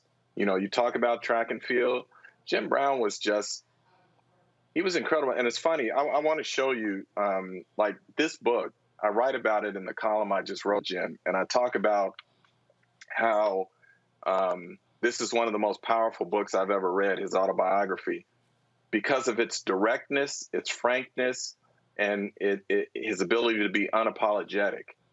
And all the things he talks about being a black man growing up in the 50s, and all the things he dealt with in the NFL, and all the things he dealt with afterwards, and what his mindset is, and all of that. I know as a young sports writer, back in 1989 when this book came out, I was 3 years out of college. And so I'm working in newsrooms where I don't see many of me. And so there were things I wanted to articulate that I felt, but I just couldn't articulate it. And then I read his book, and I was like, wow, many of the things he is saying in here are the things that I feel that I can't articulate. And so people may find it strange when I say that a sports book is one of the most powerful books I've ever read, but his autobiography did that to me. It spoke to me in a number of different ways, and I would recommend it for anyone to read who wants to learn about him, who wants to learn about conviction, who wants to learn about standing up during times where it is either not safe or not comfortable to do so. One of the things, I'm gonna bring in Candace Kelly right here. Candace, this is a story from Anscape. Jesse Washington did this story, and it sort of speaks to what Jim Trotter was just saying there about Jim Brown, and that is his season was over for the Cleveland Browns. The article says here that he was bored, so he decided to go act in the movie, and so he's filming the movie The Dirty Dozen, as it says, to stimulate his mind. Now, he knew he was going to have to prepare for the upcoming season, and he was in the final year of a 2-year deal paying him $60,000. He wanted to play the following season, but he would have had to leave the film. And the owner of the team, Art Modell, was like, hey, sorry. He said, no veteran Browns player has been granted or will be given permission to report late to our training camp at Hiram College, and this includes Jim Brown. Should Jim fail to report to Hiram at check-in time deadline, which is Sunday, July 17th, then I will have no alternative to suspend him without pay. He was like, okay, all right, no problem. And so he says Modell started fining Brown $100 for every day he didn't show up, but no one told Brown what to do, not even the owner of the team he played for. And this is what he did. He wrote the owner, Art Modell. Now, mind you, this is Art Modell, the owner, who has the greatest player on his team. And I guess he thought Jim was a regular Negro. And he wrote him this letter. I am writing to inform you that in the next few days, I will be announcing my retirement from football. This decision is final and is made only because of the future that I desire for myself, my family, and if not, to sound corny, my race. I am very sorry I did not have the information to give you at some earlier date, for one of my great concerns was to try in every way to work things out so that I could play an additional year. I was very sorry to see you make the statements that you did, because it was not a victory for you or I, but for the newspaper men. Fortunately, I seem to have a little more faith in you than you have in me.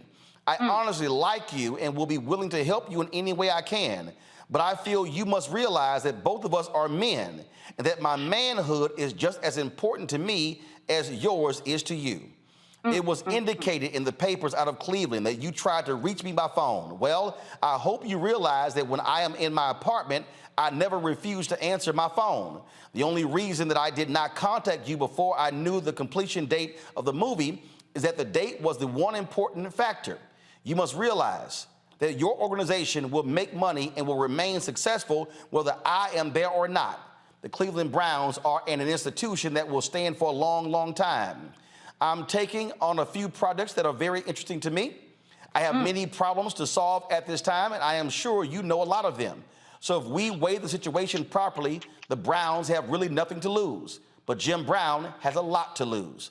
I'm taking it for granted that I have your understanding and best wishes. For in my public approach to this matter, this will be the attitude that will prevail. The business matters that we will have to work out we could do when I return to Cleveland. I will give you any assistance I can, and I hope your operation will be a success. You know the areas that I can be helpful, and even if you do not ask for this help, my attitude will be one that I will do only the things that will contribute to the success of the Cleveland Browns. Your friend Jim, but the key here, he says manhood. He said, the owner, Art Modell, thought he was, I can sit here and give Jim an ultimatum and he gonna come running back. Jim was like, yeah, I'm good. And yeah, Jim said, I'll quit right here on the movie set, which is what he did. And, this is what shows who he was as a man. He was a man of conviction. And what he was saying was, you will not disrespect me, and you will not tell me what to do. I am Jim Brown. I have my own manhood, and I'm a man of conviction. And I think that this is really important to understand about him, and this is why the standards are so high that he set for everybody who came behind him. I went to Syracuse. I'm wearing orange because of Jim Brown tonight. And, when you go there, you know about Jim Brown. If you didn't know about him before you went there, you knew about him once you got there because he is the person that set the standard. When he played lacrosse, they changed the rules because he was so good. They changed the rules. This is the type of man that Jim Brown was. And I think that his conviction was really felt when he was able to, as you talked about earlier in the show, organize gangs and make sure that they understood and talked to one another. That takes a lot. That takes a lot of psychological effort, too. And that's also something that he was known about and they talked about while I was at Syracuse University, that he used psychology on the playing field in order to get into people's minds, in order to show people that he was in control. And he used those same tactics in order to manage people around him. And that's what people know who he is and who he is about. Managing people, organizing them, making them see eye to eye. So people know him for so many things as this revered sports player in so many sports. He was the first person actually to call boxing in terms of an African-American to sit there and do play-by-play and talk about boxing. And he did so many other things. He's going to be remembered for so many things, but mostly he's going to be remembered because of letters like that you just read, because this was a man of conviction, Roland. Jim, I love what he told Sports Illustrated on the set of the Dirty Dozen. He said, I could have played longer. I wanted to play this year, but it was impossible. We're running behind scheduled shooting here. For one thing, I want more mental stimulation than I would have playing football. I want to have a hand in the struggle that is taking place in our country, and I have the opportunity to do that now. I might not a year from now. And later this, he said, I quit with regret, but not sorrow. No, one of the things he says in his book, too, Roland, is he says that he was always thinking about life after football. And he said for many athletes, there's a sharp decline because you leave all that adulation and you go to where now you're just a guy in many instances. And so for him, he said acting was a way to soften that landing spot in terms of him coming down. But I wanted to read something else to you out of this book when we're talking about a man of conviction. And I'll do it real quick here. He says, I've heard it a lot over the years. Paul Brown and other coaches didn't like this about my attitude, didn't like that. But they loved the damn performance. They were right about one thing. I did have an attitude. And my attitude, and this is what my coaches could never see, was not shaped only by the game of football. If my mind was limited to football, per the desires of the Cleveland Browns staff, which would later be fired by Art Modell, what type of man would that make me? My attitude was shaped by my personal conviction. It was shaped by society and my role in that society. It was shaped by being black in America in the 1950s. And if it wasn't for that attitude that people spoke of, I never would have made it to the Cleveland Browns. Man, Jim Brown was just different.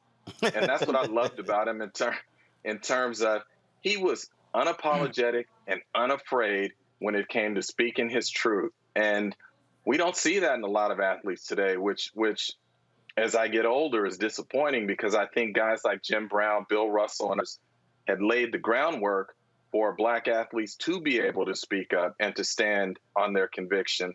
So for me, you know, I know some people want to focus on the other things, and that's fine.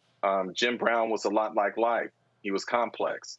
But in terms of how he made me feel, do I think he was a great man? Yeah, I do. Do I think he was flawed? Without question.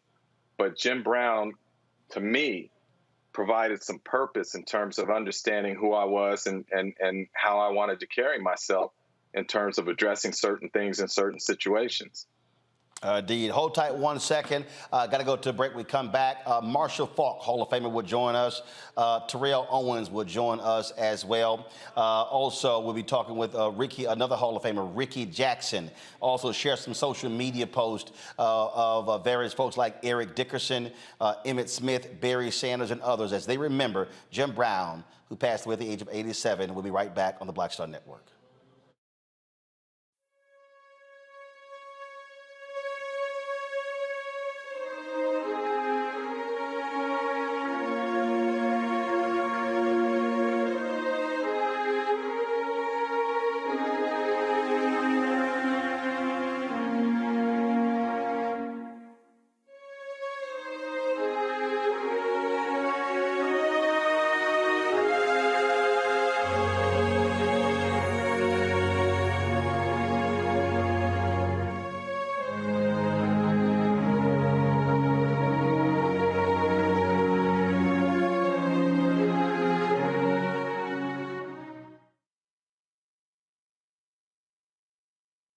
Next on the Black Table with me, Greg Carr.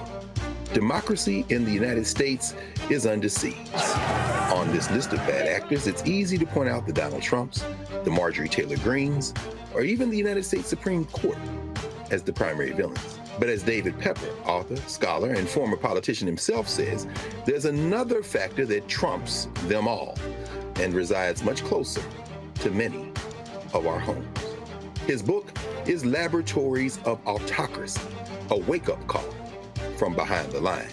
So these state houses get hijacked by the far right, then they gerrymander, they suppress the opposition, and that allows them to legislate in a way that doesn't reflect the people of that state. David Pepper joins us on the next Black Table, here on the Black Star Network.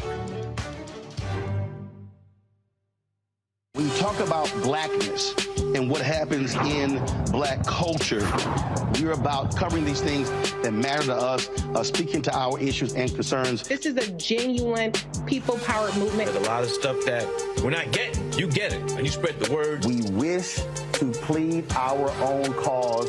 Too long have others spoken for us. We cannot tell our own story if we can't pay for it. This is about covering us. Invest in black-owned media. Your dollars matter.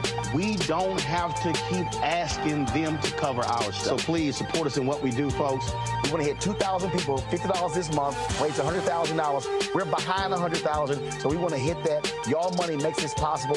Checks and money orders go to P.O. Box 57196, Washington, D.C. 20037-0196. The Cash App is $RM Unfiltered. PayPal is R Martin Unfiltered. Venmo is RM Unfiltered. Zelle is Roland at RolandSMartin.com.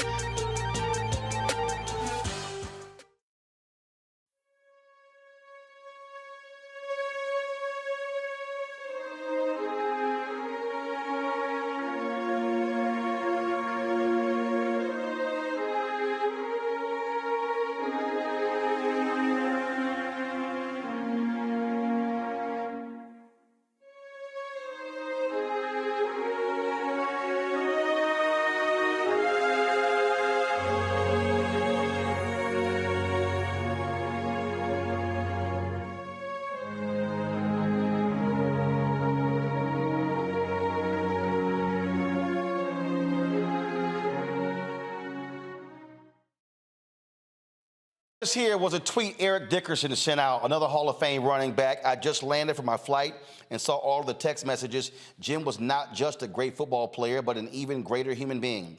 We need more people like Jim Brown. He'll forever be the standard of how the great running backs are measured in our game.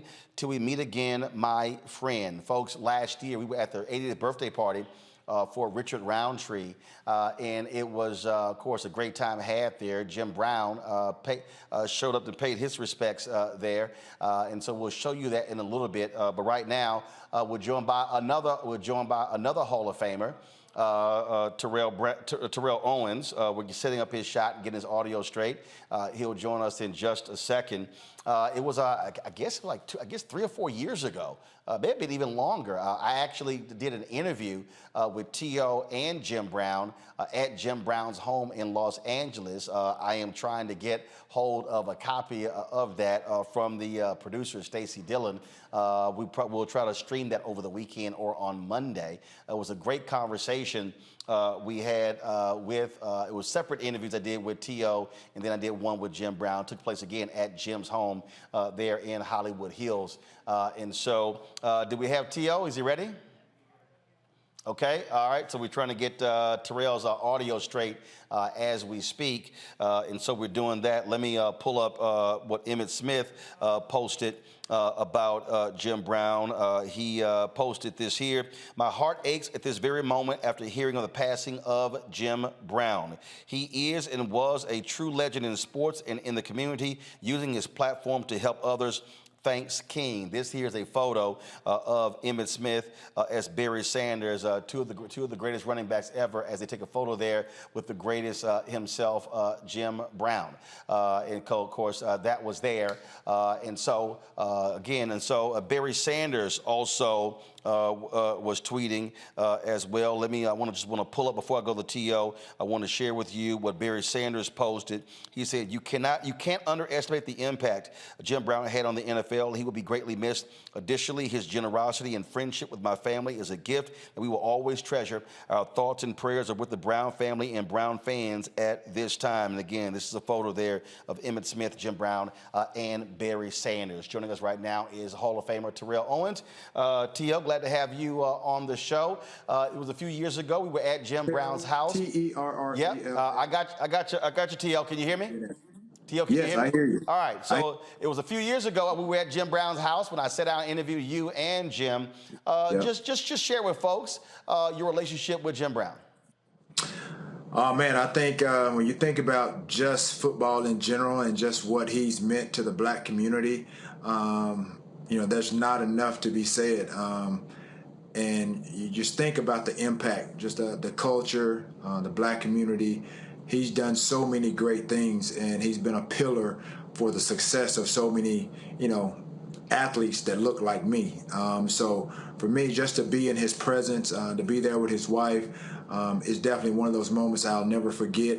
And I was, like I said, you were there. For me, just to lose someone like this, this is an icon. This is a great one that we've lost. And I think LeBron said it best. I think if you're a person of color, especially an athlete, and don't know who he is, this is definitely a moment to go and research and understand what Jim Brown has meant to many just people of color and just many of athletes across the country. Yeah, you play wide receiver, but what the running backs, they really revered him in a different way as well. This is Jerome Bettis. I was texting Jerome earlier. He was actually at a benefit for Reggie McKenzie. He tweeted, "Today we lost a true legend. May Jim Brown, my Pro Football Hall of Fame brother, rest in peace and power." This is Bettis and Jim Brown right here. And the thing, again, it's just something about, again, those running backs. And again, when you look at Emmitt Smith and Barry Sanders and Eric Dickerson and Jerome Bettis and so many others, as they think about and reflect on Jim Brown and what he meant to the position, but also to the NFL. And he was also someone, he didn't take no stuff. He didn't take no stuff from nobody. Earlier I read how he left the Browns. He was not going to let anybody tell him what to do. Right. I think if you look at what he did, I think now you're seeing a lot of athletes that are, realizing their power and using their leverage, using their voice to speak up on a number of issues. And I think LeBron has really kind of taken that torch and that mantle and really doing that for a lot of athletes. A lot of people have even said that I was, when I played, I was one of those guys. I mean, I didn't really take a lot of stuff either. I was very outspoken, and that was often kind of misconstrued as being arrogant and cocky. But for me, again, I knew my worth. And I think I was reading something earlier when all this happened, and I came across an interview that Jim Brown had done with Sports Illustrated in 2002. And I hope a lot of athletes would really listen to and really just take note to what he said. In this article, he goes on to say that there are beneficiaries of our struggle, Brown said about modern black athletes in this interview. He said, but they don't recognize that because they're inundated with agents, managers, lawyers, and team owners who don't want them to do anything but play ball and hopefully keep themselves out of trouble and just be physical freaks of nature with no awareness of decision-making power. And that's honestly where we are right now. You think about the National Football League. This is the only sport that honestly has a lot of wear and tear on our body that doesn't have guaranteed contracts. These athletes have to understand how much leverage and how much power that they have to get those guaranteed contracts if they truly want them. And again, NFL is made up of 70+% black and brown athletes. If they want these guaranteed contracts that obviously some of these other sports are garnering, they have to understand their leverage. They have to understand their power. And this is what Jim Brown was alluding to. And this has been going on for many, many years. And it takes a number of these guys to honestly get together in order to do that. The NFLPA, the union, is not as strong as some of these other unions like the NBA, MLB. And a lot of people don't know this, but the National Football League makes more money than the NBA and Major League Baseball combined.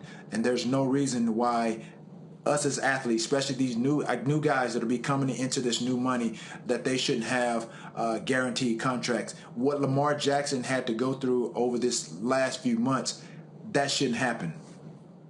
Indeed. T.O., we appreciate you, Joe, and taking some time, man, to share your thoughts and reflections about the passing of Jim Brown. Thanks a bunch. Absolutely. And all my best go out to his family. Thanks so much. We appreciate it. Matt, what T.O. said there, we talked about a little bit earlier in terms of how Jim Brown operated. I remember he said, look, I ain't taking all these hits in the NFL. I'm getting paid more money to lay up with Raquel Welch.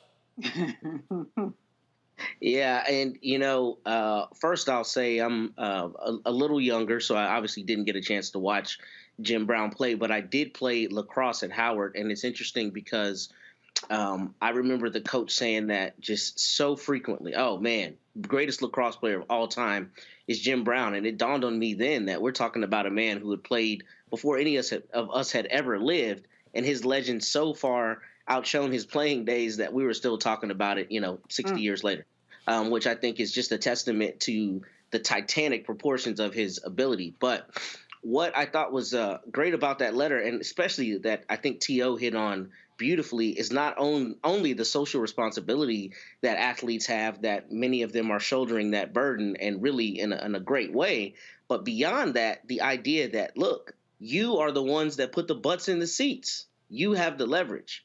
And that's an important lesson not only for the athletes, but for all of us, because so many of us create value for corporations and for agencies and other places and don't fully understand how much they rely on us and how much they need us to accomplish their goals.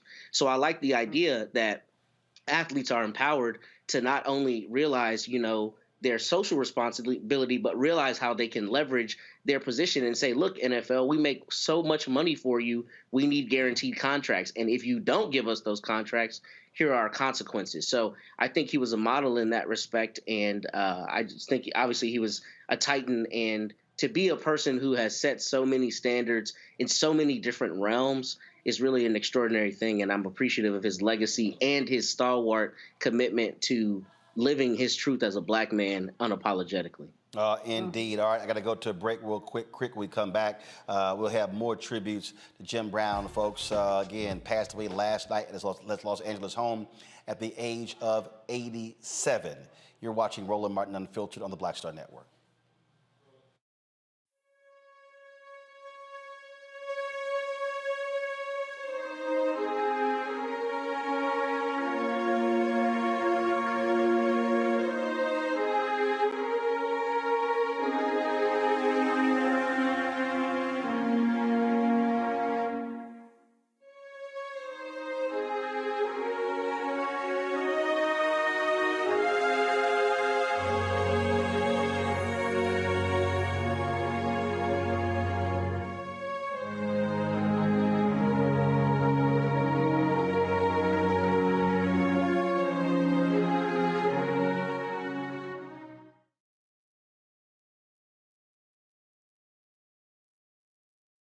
On the next Get Wealthy, with me, Deborah Owens, America's Wealth Coach, nurses are the backbone of the healthcare industry, and yet only 7% of them are Black.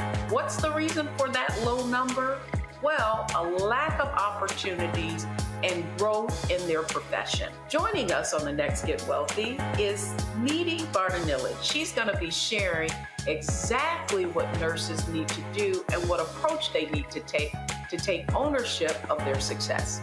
So the Black Nurse Collaborative really spawned from a place and a desire to create opportunities to uplift each other, those of us in the profession, to also look and reach back and create pipelines and opportunities for other nurses like us. That's right here on Get Wealthy, only on Black Star Network.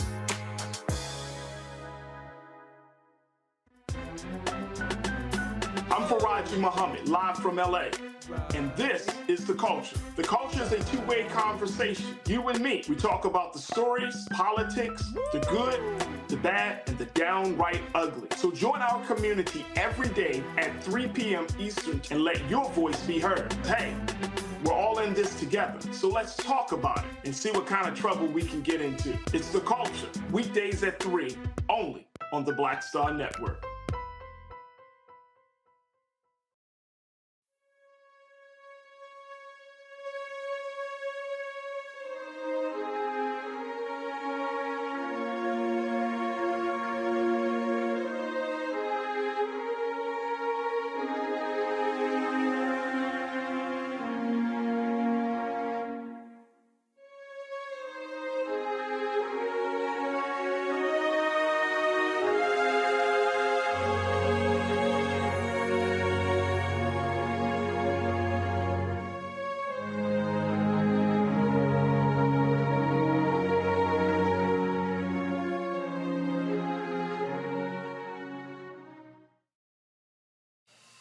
Well, I was on the golf course earlier today when I got the news of the passing of Jim Brown. Folks were texting me and blowing my phone up. And, of course, Jim Brown was a huge golfer himself, always playing golf. So it's only fitting we would talk to Hall of Famer Marshall Faulk, who's on the golf course right now. Marshall, always glad to see you, my brother. Jim Brown loved the game of golf, and so did the both of us. Just share your thoughts and reflections about this legend. Man, a life well lived. And I think that, we'll talk a lot about Jim and what he did in football. But when you got to think about the transition that he made into acting and then being an activist with the AmeriCan Foundation and all the stuff that he did to help solve the gang issues in L.A., people don't really understand a lot of what Jim Brown did. And I know for me, what he meant to me, not just as a football player, but just as a role model and as a mentor, providing me the stability to have the career that I had by just giving me information. Jim was a wise guy, and he was there for a lot of us who came up looking for those role models in our life. Marshall, there was a guy who played golf with Jim in Dallas, and he was talking about Jim's peripheral vision. And see, you already know what's coming. And so for folks who don't know in golf, I mean, so when you're playing golf, y'all, you can see, you got people, you don't want folks in your sight. But he said his sight was so ridiculous, he didn't want anybody standing here, here or even behind him, because he literally saw all of that. That's what made him a great running back. It frustrated the hell out of folks playing golf with him. They were like, Jim, hit the damn ball. Roland, every time I played golf with Jim, I figured out after maybe the second time, when he's getting ready to hit, he's on the tee box, I'm just going to stay in the cart. That's it. You couldn't, I mean, you were pretty much going to be wrong. And then on the green, if you were standing behind him and he missed the putt and he had the putt going back, you had to walk around and get behind him. His peripheral vision was so good, but he was just fun to play with, and he will be missed, man. God will be missed. I was talking to T.O., and I said, obviously, for running backs, for you guys, Jim Brown was something different. I mean, he was the gold standard. When you talk about speed, agility, power, strength, he can run, he can catch. I mean, that's who everybody is measured up against. Yeah, 100%. And the one thing about Jim that you had to understand, for us as running backs, you know, we're competitive, we're narcissistic, we all think that we are the best. But with Jim, it was like, nah, Jim's the GOAT. He's our guy. And we all gave it to him. Every time at the Hall of Fame, we got together and we kind of started it. The backfield wasn't too crowded for all of us, whether it was Emmett, Marcus, Jerome, Eric, all of us, we understood that Jim Brown was the GOAT of all GOATs when it came to playing the position. Right. I mean, that's, like in basketball, they like, oh, Russell, Kareem, you know, Michael. But the bottom line is kind of like Jim Brown. And, okay, y'all can talk about, you know, 2 through whatever. But he was number one. One of the things that I read earlier, how he walked away from the Browns. He was about manhood. He was about, you are going to respect me. And he walked away from the game. He literally was, 9 years, he was still in tip-top form. He could have rushed for another 2,000, 3,000, 4,000 yards if he wanted to. Yeah, walked away from the game. And here's the thing you got to remember. It wasn't just about that you were going to respect him. He respected you. So you were kind of forced to give Jim the respect because he gave the respect. And I just remember when I was like, I met him back in 1994, and he knew who I was. I was like, Jim Brown, you know me? Right. I mean, it was like, you know me. And Jim knew who I was. So just the respect was there. Leaving the game early because it wasn't fair, and what he meant to the game. And then later on, the NFL embracing everything about Jim Brown and what he stood for. And I think when you look back at the Kaepernick situation and a lot of that stuff, we didn't have social media. He didn't have the media on his side. Jim Brown was an activist. He left the game, and people just wrote him off as if he was, just a guy bitter. But now you see the icon that he was and the work that he did. And I hope that people look at him as more than just a football player. Well, absolutely. We lost earlier Bill Russell, and a lot of people completely forgot about what Bill Russell did off the court. And he was more than a basketball player, and so was Jim Brown. Marshall, I appreciate you taking time out of your golf round to join us to pay tribute to Jim Brown. He would love it. He would absolutely love the fact that you would be talking about him from the golf course. 100%. Roland, thanks for having me on, man. Jim Brown will be missed, man. R.I.P. JB32. My brother, I appreciate it. Thanks a lot. All righty. Folks, he talked earlier, I think it was T.O., he mentioned LeBron James. NBA put this video out here. This was during the game in Cleveland when LeBron James, he paid tribute to Jim Brown. Watch this. Have been terrific on their home floor over the last several months. 26-2 in their last 28 home games. You have it? Including 6-1 in the playoffs. The only home loss, as you see LeBron James bowing to James Brown, the legendary Cleveland Brown, as he gets set for the tip-off. We're not talking the singer, Mike. We're talking Jim Brown, the football player. I should call him Mr. Yeah, we all should. That's the greatness in the building here tonight. And this was right before the game. Mr. Jim Brown. And you could take that for granted. That is two of the best athletes that we've ever seen all time. That's something that when your other athletes do that. This is the tweet, the Instagram post that LeBron James put up. We lost a hero today. Rest in paradise to the legend Jim Brown. I hope every black athlete takes the time to educate themselves about this incredible man and what he did to change all of our lives. We will stand on your shoulders, Jim Brown. If you grew up in Northeast Ohio and were black, Jim Brown was a god. As a kid who loved football, I really just thought of him as the greatest Cleveland Brown to ever play. Then I started my own journey as a professional athlete, and I realized what he did socially was his true greatness.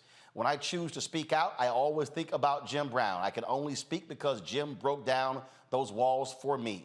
I am so grateful that I was able to call you my friend. I hope I can continue to honor your legacy with my words and actions. My prayers to your family. I know they are all incredibly proud of everything you did for our community. Hashtag legends never die. That was LeBron James, folks, talking about Jim Brown. Final comments from my panel. I will start with the fellow Orangeman, Candace Kelly. Candace. Well, you know, I just want to say that it's amazing to see the seeds that he planted and what has grown from it. Because when we look at Jim Brown, he was talking years ago about how athletes and black bodies were treated, and we're still talking about concussions and how we're treated. And he was talking about agency and making decisions for himself and getting involved in other things that would exercise his mind. And now we're still looking at athletes who are following in his footpath because of the seeds that he planted, because they have their own agency. They're kneeling on the field. They're doing what they need to do in order to make sure that in terms of race and politics in America, that they are keeping, you know, center in that regard. And so I just want to say that, you know, Jim Brown is one of those people that is just hard to duplicate. And a number of people are going to remember him for not only the man that he was on the field, but off the field too, because he was a legacy in both arenas. I think what people have to understand, Matt, is that when you are an athlete, it's very easy for folks to remember your exploits on the field, on the court, on the baseball diamond. But the reality is you can do more with that. And when we think about Muhammad Ali, when we think about Bill Russell, Kareem Abdul-Jabbar, Jim Brown, I mean, these were true icons, but who understood the assignment, Jackie Robinson as well. They understood that they could use their power, their force for good to help black folks, to help the community at large. It wasn't just about them. I'll take it a step further and say they understood they are duty bound to do that, right? That's what we're hearing from all of his compatriots and everyone who shared memories about Jim Brown, is that he exuded the social responsibility to help solve the gang problem, to be a role model for black people, to help people understand their leverage and their value. And that's what I hope people take away from this. You control your destiny. Think always how to leave that legacy, but also think about where you are obliged to your fellow person to help them along the way. And, you know, especially in a small insular group like professional athletes, how important is it to have a titan help you along the way and helping you find your own path? So what I hope is instructive to people here is that we have a responsibility to be that for each other. And I think Jim Brown modeled that masterfully. Michael. Yeah, Roland, you know, once again, Jim Brown is somebody we need to study. He's complex as well. And also, we're talking about Jim Brown on the 98th birthday of Malcolm X as well. May 19th is Malcolm X's birthday. And we know that I encourage people to watch that movie from director Regina King, One Night in Miami, because Jim Brown connects us to Malcolm X, connects us to Muhammad Ali, connects us to what's taking place during that period of time and the fight for civil rights and things like this, fighting against racism, et cetera. And then being an activist at the ground level. So it's one thing to, you know, just do interviews talking about the problem, but he's an activist at the ground level dealing with gang interventions and ceasefires and things of this nature. So he's somebody that needs to be studied. And when we look at many African-American athletes today, you know, you have the right Wayne, the Laura Ingrahams, things like this, telling African-American athletes to shut up and dribble, okay? She probably would have said the same thing about Jim Brown back in the day as well. Folks, we will end this tribute by hearing Jim Brown himself. This is what the Cleveland Browns posted when he was recognized as one of the greatest 100 players in NFL history. Jim Brown, dead at the age of 87. We want to thank everybody for watching this tribute to him, and we'll see you on Monday right here in Roland Martin Unfiltered on the Black Star Network. I don't know who wrote the list, but when I look at myself, God gave me a physique. This is Jim Brown, the most devastating ball carrier in the history of football. I was 6'2", 232 pounds, and I had quickness and speed, and the word got around that I was a different kind of guy. An animal, a real raw talent, man. See, my father made me understand it. He said, watch this, boy.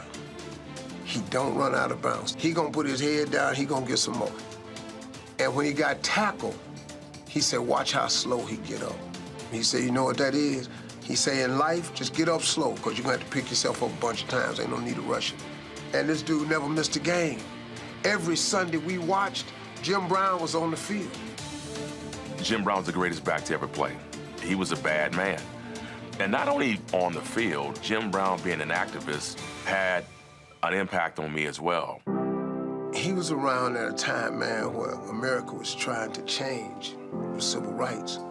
And for him to be an athlete and get involved in it was like inspirational, because I'm like, man, this is Jim Brown saying we got to stand up, stay together. That was Jim Brown out there on the front line. He also was very keen on economic issues, which for most black athletes, they never ever were connected with that. Jim Brown tried to bring the community together in ways that had nothing to do with sports. And he pursued acting, and credibly, he had some good roles and played in some good movies. I want more mental stimulation. I want to have a hand in the struggle that is taking place in our country. His footprint was so big that the respect you have for him and how he's changed the game and set the blueprint for all the backs who played this game is very impactful. You know, you gotta look for a little black kid back in the 60s, man. This is doable, you mean? And so, you know, he was quite an inspiration.